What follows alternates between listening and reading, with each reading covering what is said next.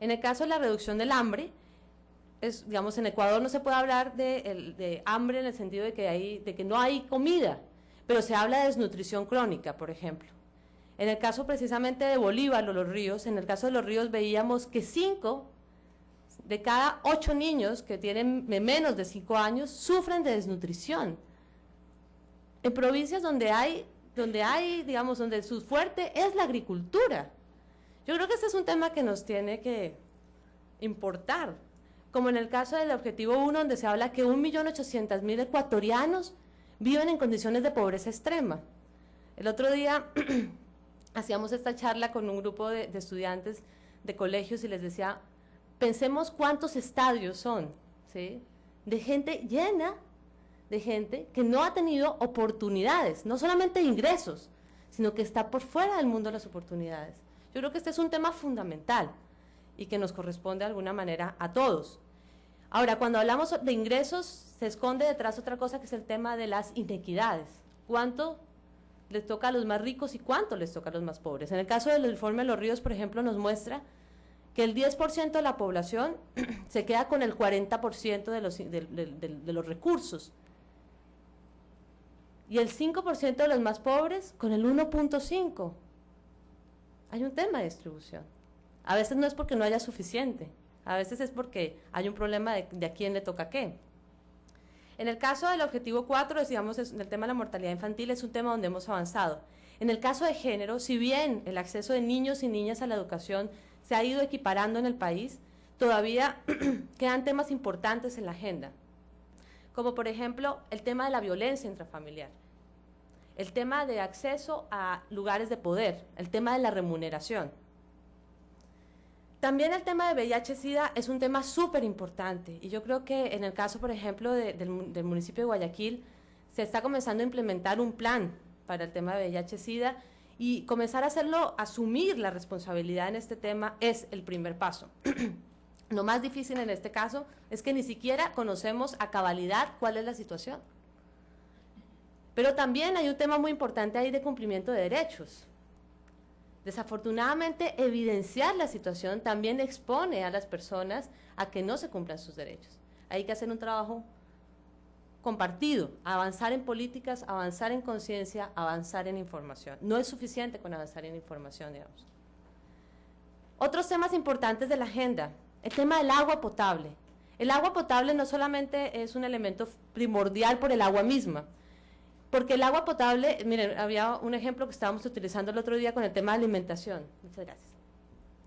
¿Qué pasa en el caso cuando damos alimentación y damos alimentación que está deshidratada en sitios donde no hay agua potable? Eso está pasando. Entonces, los niños que no tienen acceso a agua, eso es un tema fundamental en la agenda.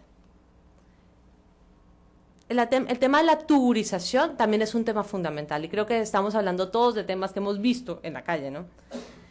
Y seguramente el tema de alianzas para el desarrollo, que los objetivos del milenio plantean temas como deuda, como desarrollo productivo, y un tema que yo creo que es súper interesante para ustedes, que es el tema de empleo para jóvenes.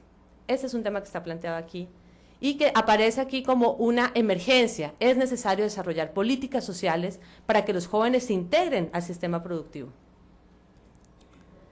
Bueno, un poco lo que nos muestra el informe nacional a grandes pasos, digamos, es la necesidad de que lo que nos muestra es que hay una tendencia inercial de mejorar la situación en el país, pero que se requiere un esfuerzo incremental importante. Es decir, que solamente con una decisión importante, ¿sí?, y con un esfuerzo enfocado es posible alcanzar los objetivos de desarrollo del milenio. Es decir, solamente haciendo lo que hacemos y haciéndolo bien. Hace poco teníamos una reunión con la ministra coordinadora y decía, bueno, no necesariamente hacer lo mismo, pero hacerlo 3 veces más nos lleva a lograr los objetivos del milenio. Es necesario un esfuerzo incremental. Esos esfuerzos incrementales muchas veces están fijados en las estrategias nacionales o locales o territoriales. Como les decía, por ejemplo, en el caso de la pobreza es clarísimo, si no hay un cambio de timón importante, difícilmente se va a alcanzar. ¿Cuáles son las recomendaciones del primer informe? El primero es, claramente se necesita crecer. Ahora, el país lo está haciendo, económicamente el país está creciendo, Pero no es un crecimiento que se da en el aire. Es importante que ese crecimiento se dé en sectores que mejoren a la situación de las oportunidades de los más pobres.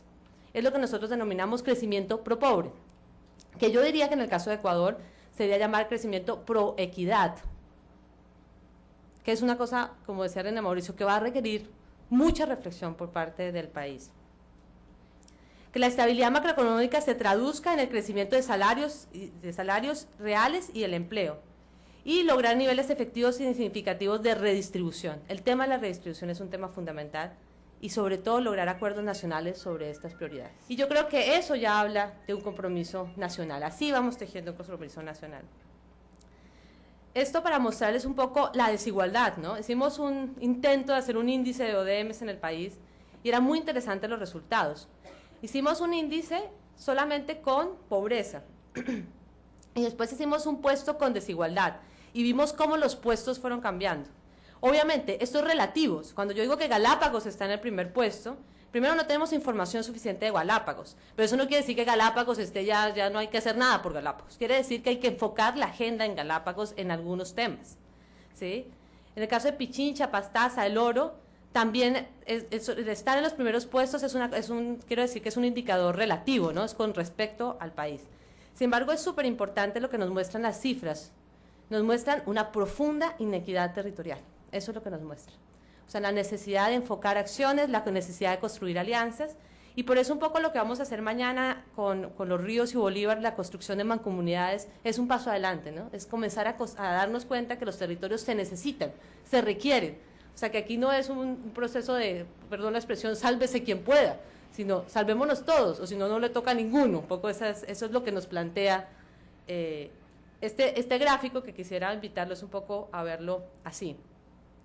En conclusión, bueno, esto es lo que estamos construyendo en el país. Yo creo que Ecuador se tiene que sentir orgulloso del compromiso que ha creado, de un compromiso consciente, no solamente un compromiso de palabra, sino un compromiso con conocimiento, con herramientas. Y volver un poco a la propuesta inicial, ¿no? El gran objetivo, de alguna manera, son estas alianzas para el desarrollo. Lo que esto nos muestra es que el logro de los objetivos del milenio depende de la construcción de alianzas, de acuerdos, poniendo por encima el objetivo del bienestar al de todos los intereses particulares, especialmente el bienestar de los más pobres. Solo a través de agendas de país, de territorios, de naciones, es posible lograr los objetivos de desarrollo del milenio, y detrás de ellos el bienestar, que debe ser una preocupación de todos y de todas. Muchas gracias.